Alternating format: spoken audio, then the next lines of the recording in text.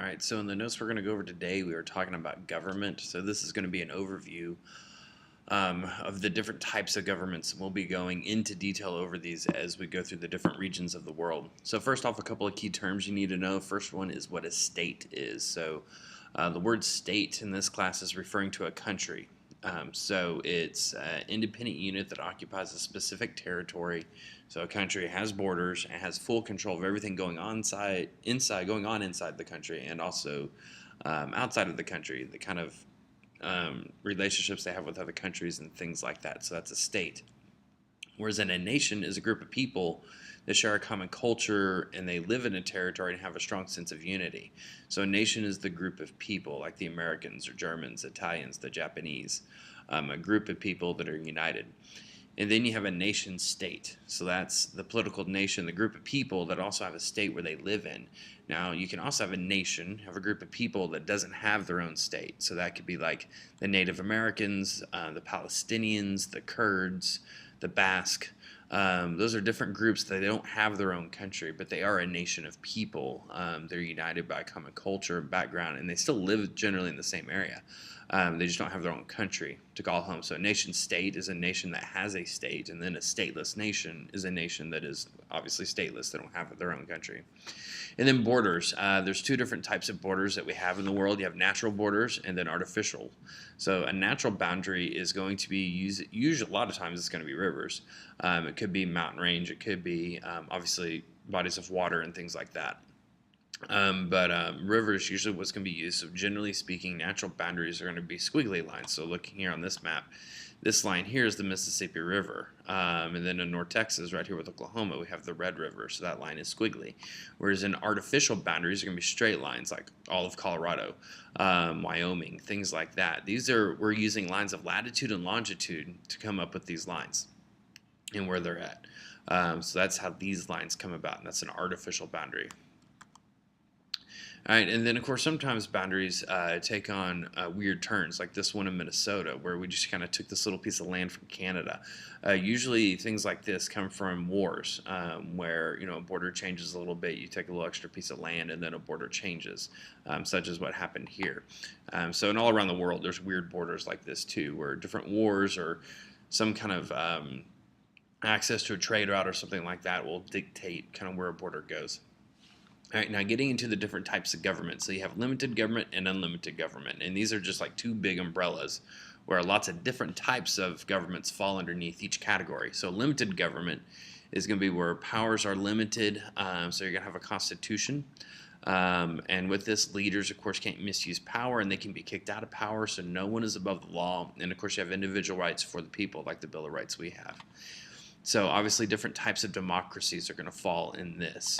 And then you have unlimited government. So this is where you have basically like a totalitarian form of government, so like a dictatorship where they control everything in your life. Remember, just pay attention to that root word there, total. Well, here we go, total.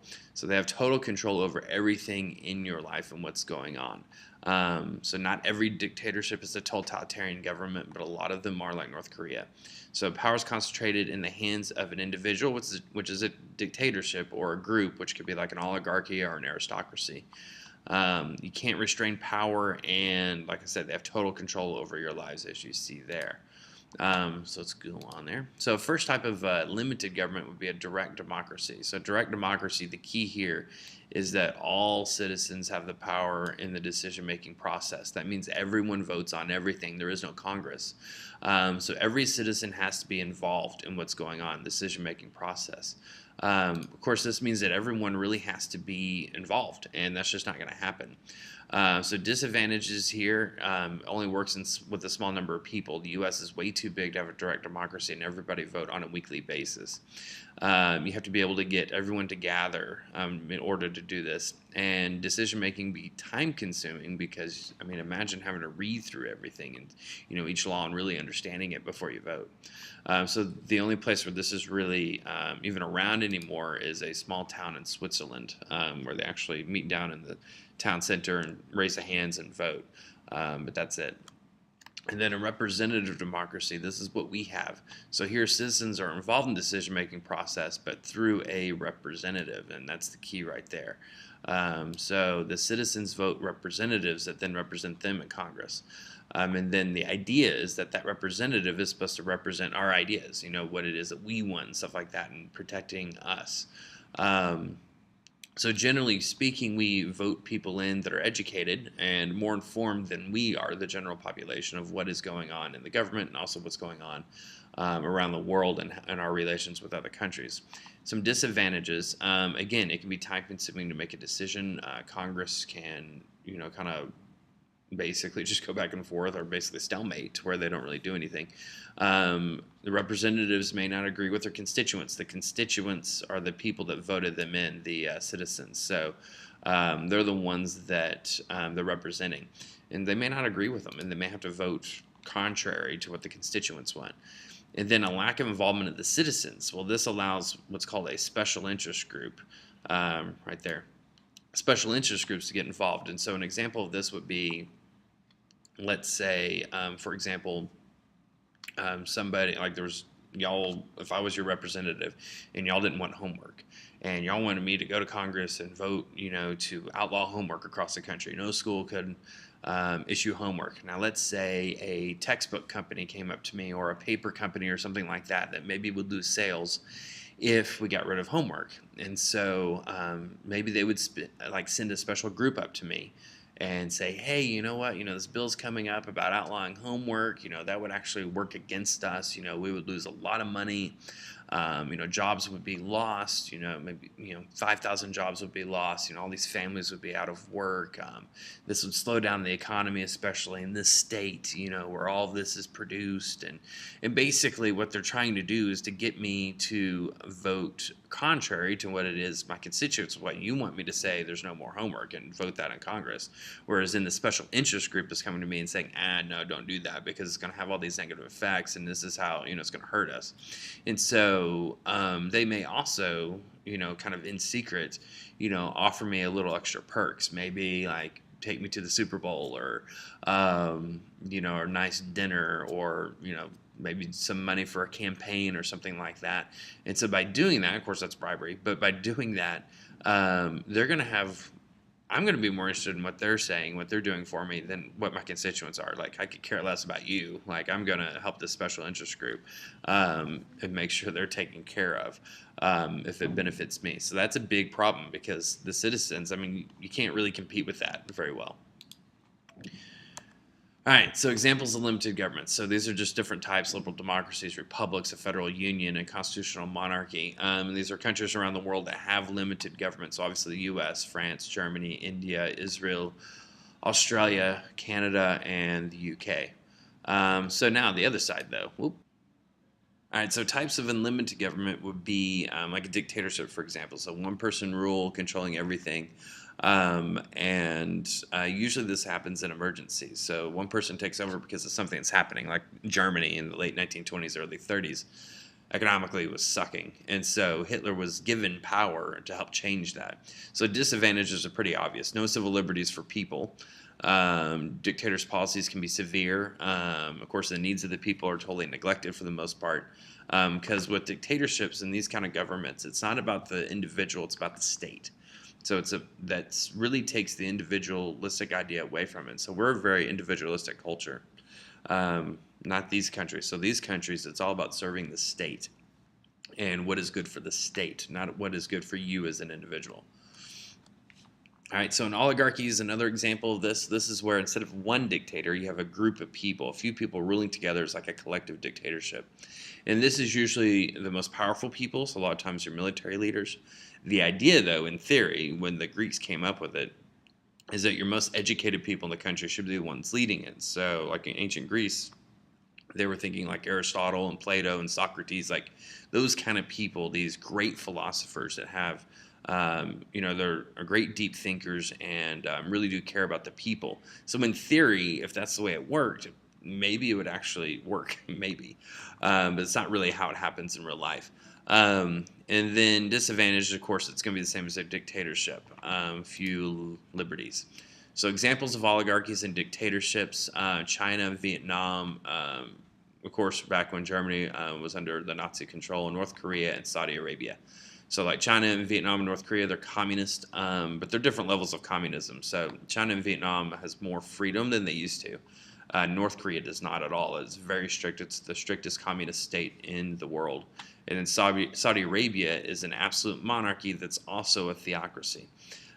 So just run through these real quick. Totalitarian state has complete control over you. Now, just to make it confusing, you could be a communist state that's also totalitarian. You could be an aristocracy that's also totalitarian. Military dictatorship that is also totalitarian. So these intermix with each other. Aristocracy is like an oligarchy. So instead of a group of powerful people ruling, it's a group of the richest people in the country ruling the country. And it's just based on wealth. Communism is the idea that everyone's equal. There's no social classes. That's the idea. With that, and state really controls everything. So like China and Vietnam, North Korea. Fascism / Nazism, we don't really see that around today anymore, but that idea basically is that you have two groups. You have the ruling class and the class that's being ruled, and basically they use what's called social Darwinism. You take the idea of what happens in nature and apply it to humanity. So whoever would not survive in nature should be exterminated. So the mentally and physically handicapped would not survive if left to nature. Therefore, we're actually going against nature by letting them live. So therefore, they should be exterminated so we can actually live according to true evolution, because we're actually stifling or holding back evolution by allowing these people to survive.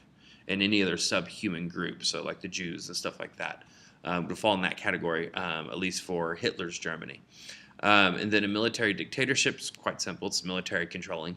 Martial laws, where they're basically the government is run by the military, and the military is the police force. So there is no other police force. They are running the show. Absolute monarchy is obviously a monarchy with absolute control. So there is no Congress or Parliament or anything like that. They have complete control. That's Saudi Arabia. And a theocracy. So like I said, Saudi Arabia is an absolute monarchy and a theocracy. So a theocracy means that it is ruled by the religion. So religion and the state are combined. So religious morals are actually the law of the land. So in Saudi Arabia, for example, a homosexual is stoned to death. If you have an affair, you go to prison. If you're a woman that has an affair that cheats, you may get stoned to death as well. And so you take what is wrong within the religion to do, and then you apply it to society. Whereas in like here in the U.S., if you have an affair, you probably just get divorced, but the state isn't going to come after you over that. But in theocracy, it will. So theocracy is where the religious leader is also the political leader. So that's the case in Saudi Arabia. All right, so that's the quick, one more slide real quick just to make sure you got it. So representative democracy, you need to know where the power comes from. So representative democracy, any kind of democracy. Power comes through the elections by the people, so the people are the power of the government. So like in our country, we have the right to overthrow our government if it becomes oppressive. A monarchy is through birth. Totalitarianism is the party. The party is what basically controls everything, the political party. Dictatorship has to be backed by the military. So like for Hitler to be in charge, he had to have the backing of the military. If they didn't support him, he really doesn't have power. So that's where the power comes from. So again, that's just a quick overview over government. We'll be hitting all these different types of governments as we move around the world. And so when I get to the Middle East and I bring up the word theocracy again, I expect you to know what it is and stuff like that. So be sure to look over this a couple of times if you need to.